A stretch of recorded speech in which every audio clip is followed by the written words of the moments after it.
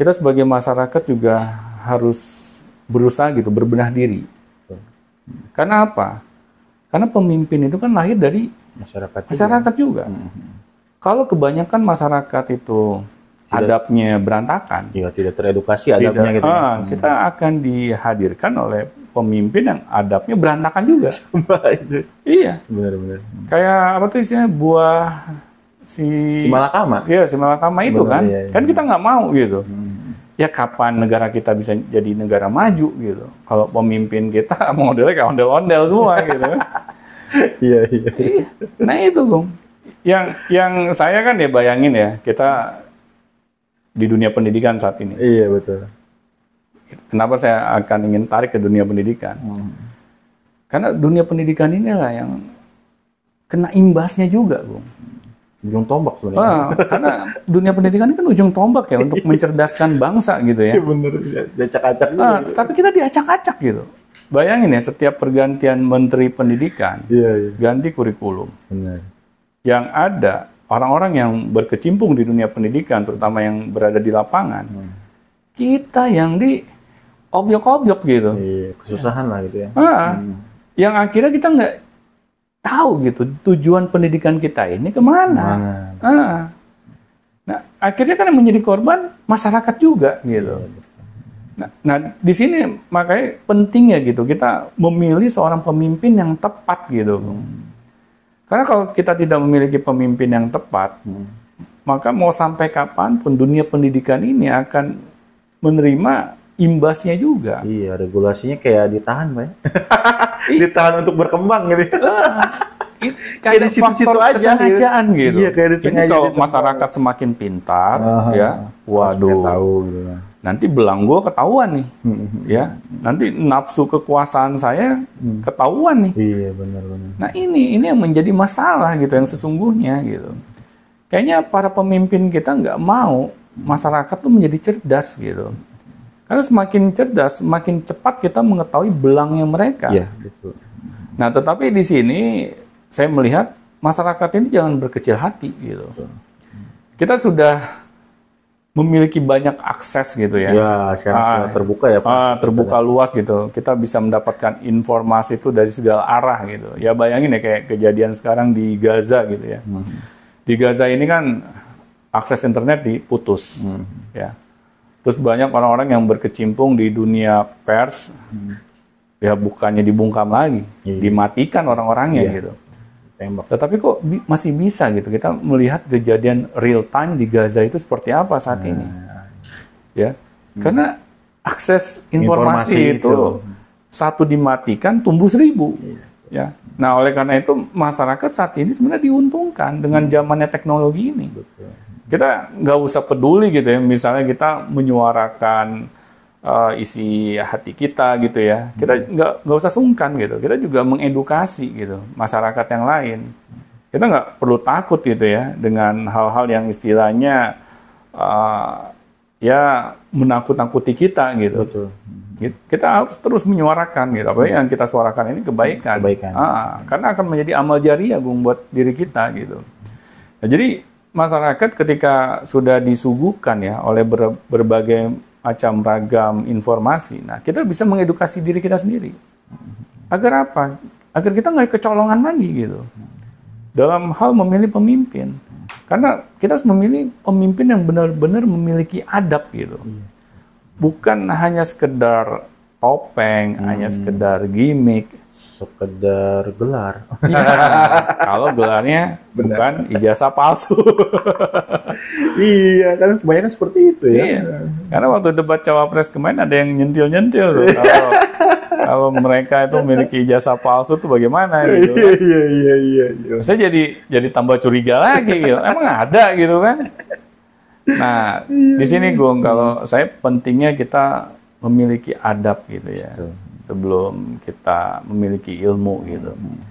Karena bisa dibayangkan ya, kenapa sih banyak orang-orang yang tertangkap KPK gitu. Iya benar, bukan mereka nggak berilmu, ilmu mereka tinggi-tinggi. Benar, gelar mereka tinggi-tinggi. Pintar lagi kan? Ada yang profesor, ada yang doktor. Nah, kok sekarang mereka dibalik jeruji gitu kan? Padahal mereka orang-orang pintar gitu.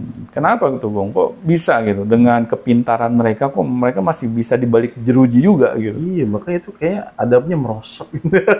Nah itu. Iya, kayak percuma gitu, ilmu tinggi-tinggi tapi kita sombong, atau kita ilmu tinggi dibuat untuk yang tidak baik. Iya. Gitu. Kayak kembali lagi kita belajar tentang adab. Betul. Ya. Nah, gimana sih kalau kita ingin belajar adab yang sesungguhnya? Ya.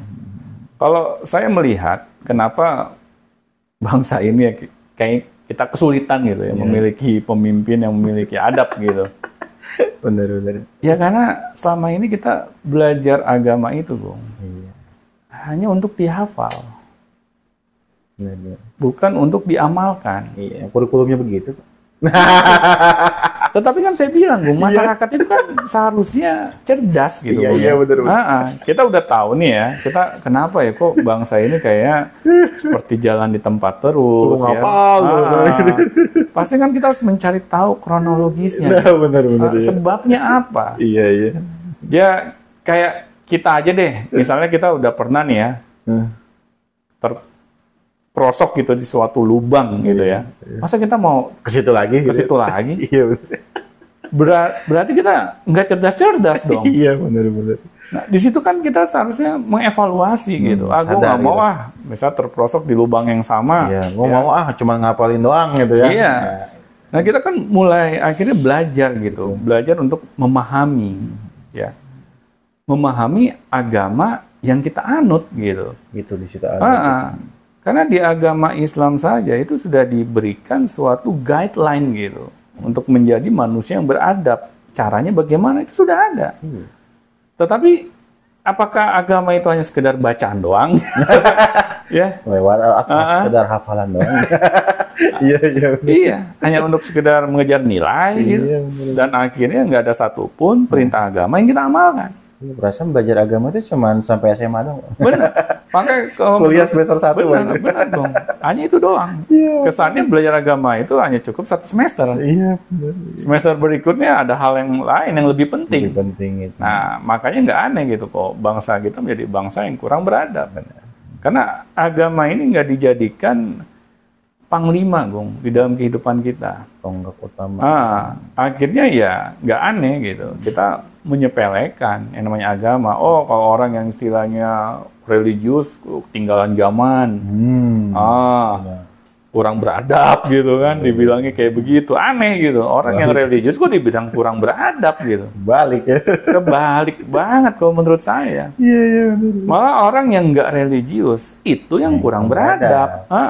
Karena orang yang religius, ini yang benar religius, Bung, ya. Bukan hanya sekedar gayanya doang, istilahnya topeng kita doang, covernya doang, ya, penampilan doang. Bukan itu, tetapi bagaimana kita berperilaku secara religius gitu, sesuai dengan perintah agama. Kan di dalam agama juga, bayangin ya, tersenyum aja itu ada perintah agama dan itu adalah bagian dari iman.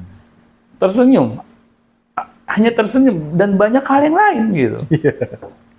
Yang kayak ini deh, kebersihan adalah sebagian dari iman.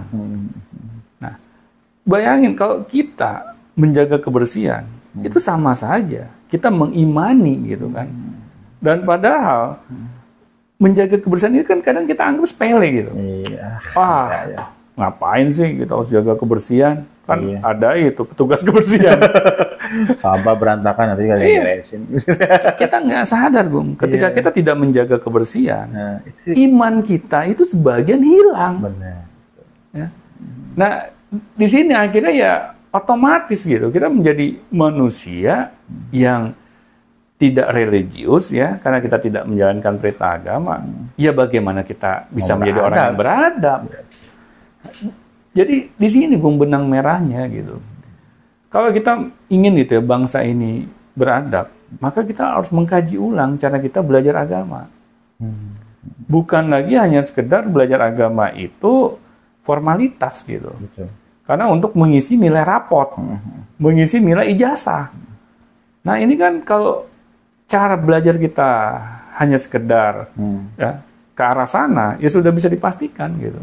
agama sampai kapanpun tidak bisa, Bung, menjadi guideline dalam kehidupan kita. Iya, apalagi hanya sekedar ritual-ritual gitu. Nah itu, saya nggak menyalahkan ritual, tapi jangan hanya sebatas ritual. Apalagi ritual yang kita lakukan, kita tidak paham gitu, bacaan yang kita kumandangkan. Udah mah cuma ritual doang, terus nggak paham juga gitu ritual. Nggak paham juga gitu, kayak misalnya bacaan sholat gitu ya, kita nggak paham, kita hanya hafal Arabnya saja. Iya betul. Dan akhirnya ketika kita ini sholat, ya sudah.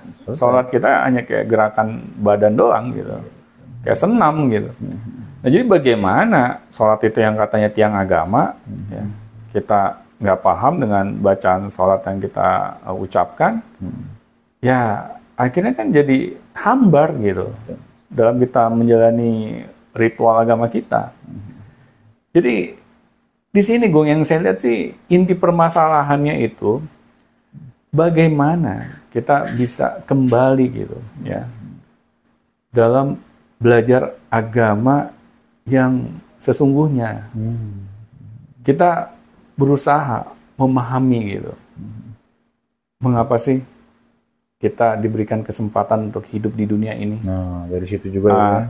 Nah, kita kan tahu hal itu semua. Kalau kita mau mempelajari agama dengan kafah gitu.